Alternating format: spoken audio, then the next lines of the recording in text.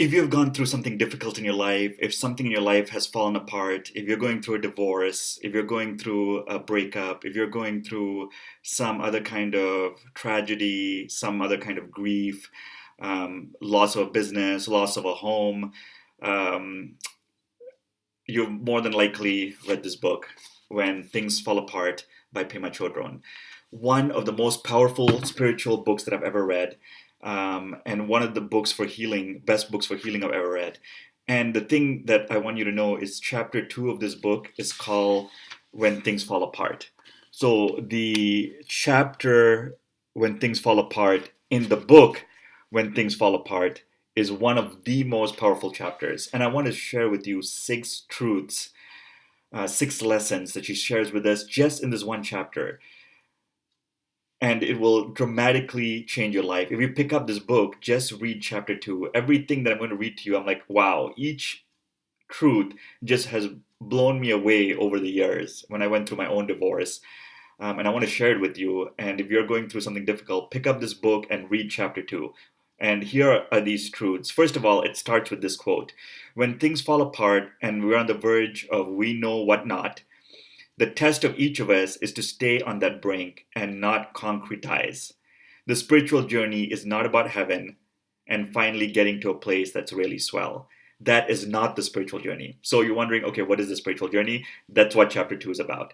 So let's start with her first point. Um, you find the truth when all of the self deception falls away, when you let go of everything. We have our ego that's constructed of our job, our occupation, our identity, where we went to school, who we're married to, where we live, what culture we're born in, what religion we're part of. All of this forms our identity. And you only get to the truth of yourself when all of this falls apart. And that's what happened in her life. When everything fell apart, when everything was annihilated, that's when she got to the truth of who she was. Only to the extent that we express ourselves over and over to annihilation can that which is indestructible be found in us. So I knew that this was the spirit of true awakening. It was about letting go of everything. So when everything fell apart, that was when she found this indestructible quality within herself, the thing that cannot be destroyed. But it took everything else falling apart to fall apart so she could get to this place. It's a very powerful lesson. It just gets deeper and deeper from here. So, number 2, her point is we have a choice at all times. When things are shaky and nothing is working, we might realize that we're on the verge of something. We might realize that we're in a very vulnerable and tender place. But this can go either way, she says. So when when nothing's working, we're in this bad place, we can go one direction, which is shutting down and feeling resentful and feeling upset and feeling angry. Or we could go in the other direction, appreciating this place of vulnerability, appreciating this tenderness that's available in that moment. So in every moment you have that choice, and this is where tenderness comes in. You don't have to go with shutting down, being angry, being resentful. You can choose to accept the vulnerability of the moment, the tenderness of the moment, and the beauty of this moment. So you have a choice even in the most difficult situations. Number 3, she says that things come together, is part of a cycle, right? So they come together, they fall apart. They come together and they fall apart again. We think that the point is to pass a test or overcome the problem, but the truth is that things don't really get solved. We think in our mind, I want to get out of this bad situation, solve this problem, and move on with my life. But what she is saying, like, bad things happen, good things happen. But the point is, from letting there be room for all things to happen, room for grief, room for relief, room for misery, room for joy. So it's sort of this open space, not like I'm trying to get over something, not like I'm trying to run away from something, not like there's not going to be bad stuff in my life anymore. I'm just opening everything to the possibility that we can have joy, we can have grief, we can have relief, we can have misery, and that all of it is okay. Um, it's just a very beautiful thing that we just open the space to experience all of these qualities in our life and not run away from the bad ones. Point number 4. She says letting there be room for not knowing, right? And not calling things good or bad that happen in our life. We try to do what we think is going to help, but we don't know exactly what's going to help, right? We don't know at the end of the day what's the best thing and what's the right thing for us. We never know we're going to fall flat or sit up. When there's a big disappointment, we don't know if that's the end of the story. It may just be the beginning or a great adventure. I think she shares this story there about a family who had one son. They were very poor, and I think he was thrown from a horse and became crippled, and it felt like their life was over. 2 weeks after that, an army comes into the village and took away all the healthy, strong men to fight in the war, and the young man was allowed to stay behind and take care of his family. So life is like that. We don't know what is good or bad. Something that's very terrible that's happening to you today may be the best thing that ever happened in your life. Like this family, the boy fell off a horse and got crippled. They thought it was the worst thing ever. But he didn't get called into this war, and maybe his life got saved, and he's like, oh, thank God that happened so that he can now take care of his family. So life is like that. We don't know anything. We call something bad, we call it good, but just be open to the idea that you don't know and life is uncertain, and you don't have to label whatever is you're going through as good or bad at that moment. Just another very powerful point. um, Point number 5 is breaking this cycle of samsara, which is just another very powerful point she makes.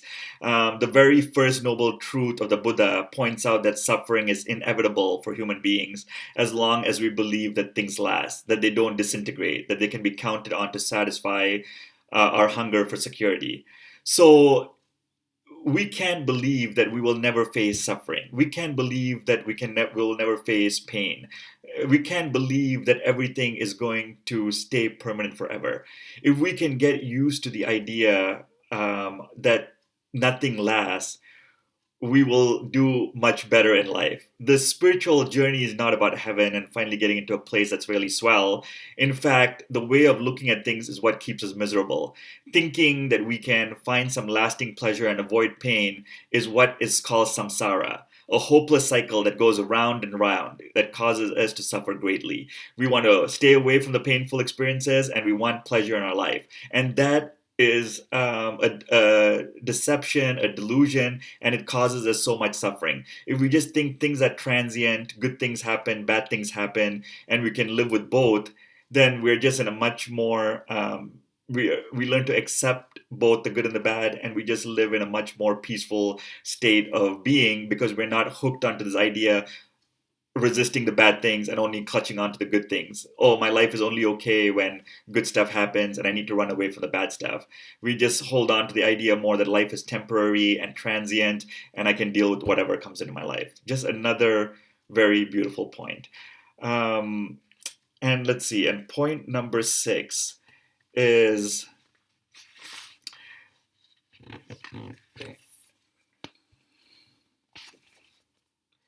the in-between state. So this is where she says, things are always in transition if we could only realize it. Nothing ever sums itself up in the way that we like to dream about. The off-center, in-between state is an ideal situation, a situation in which we don't get caught and we can open our hearts and minds beyond limit. It's a very tender, non-aggressive, open-ended state of affairs. We don't like this in-between state. This in-between state when, it's not all good and it's not all bad. But she's saying this is the state to be in and this is the ideal state. It's just a very beautiful way of looking at things when you see that everything is in transition, right? So life is a good teacher and a good friend. This place of not knowing if it's good or bad, this place that it's your hardest moment in life as well as your easiest moment in life, this off-center place is where we can open our hearts, we can open our minds beyond limits. We usually want to run away from this place because we don't like the uncertainty of it all. We don't like the uncertainty of life and of not knowing if something is good or bad. We always want to get to dry land. But she's saying this in-between space of between, life being okay, life falling apart, life being good is a good place to be in. So I think that's sort of the message she repeats throughout this chapter. The overall point is we can manage just this in between, uncertain place in our life. We don't have to label it. We don't have to seek the good. We don't have to run away from the bad. Isn't that just a powerful way to be? Isn't that this in between place, this place of shakiness, this place of uncertainty? If you can learn to live in that place, how much easier will life be? We struggle so much to run away from the bad and move towards the good. We run so much to be away from sadness and live in happiness. We run away so much from the unpleasant and always want to be in the pleasant. What if we just learn to accept that life is a mixture of these things, open our heart to both, learn from each moment, and live our lives the best we can in whatever circumstance we're in? Isn't that just a powerful way to live? I mean, this chapter two and this book is just, if you're going through anything difficult, if you can just learn to live like this, what a way to live. Not only when going through something difficult, just the rest of our lives.